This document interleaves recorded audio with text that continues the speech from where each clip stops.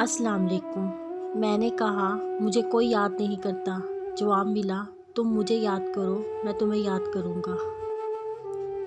मैंने कहा मैं बहुत अकेली हूँ। जवाब मिला हम तुम्हारी शहरक से भी ज़्यादा करीब हैं। मैंने कहा तेरी मदद कैसे मिलेगी या रब। जवाब मिला सब्र और नमाज से मदद लिया करो।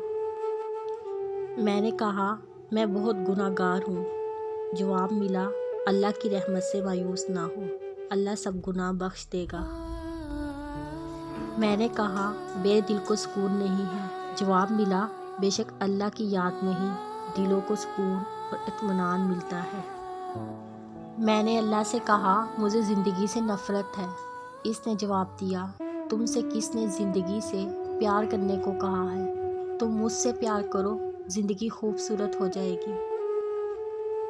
तुम वो मांगते हो जो तुम्हें अच्छा नज़र आता है, अल्लाह वो देता है जो तुम्हारे लिए अच्छा होता है। दुनिया में इंसान को हर चीज़ मिल जाती है, सिर्फ अपनी गलती नहीं मिलती। फिर जब तुम नमाज से फारिग हो जाओ तो खड़े बैठे और लेटे हर हाल में अल्लाह को याद करते रहो।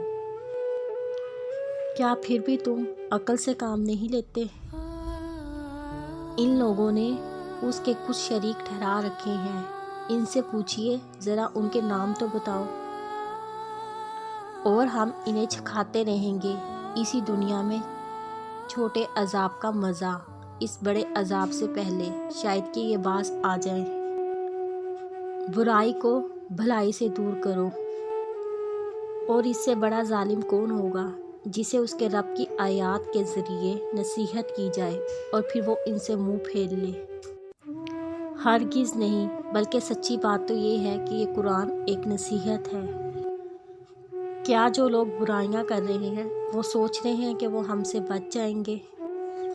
क्या तुम वही लोग नहीं हो जिनको मेरी आयात सुनाई जाती थी तो तुम उन्हें झुठलाते थे, जो अपनी नमाज में आजिज़ी इख्तियार करते हैं?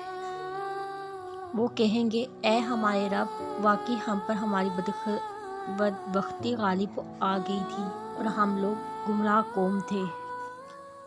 तो फिर उसका हिसाब उसके रब के पास है। और जो कोई अल्लाह के साथ किसी दूसरे माबूद को पुकारे जिसकी कोई दलील नहीं, उसके पास नहीं।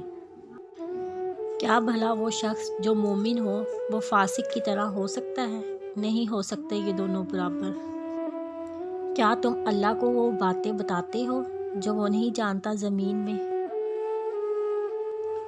कोई नहीं है तुम्हारा उसके सिवा, ना कोई वली और ना बेशक कामयाब होंगे वो मोमिन।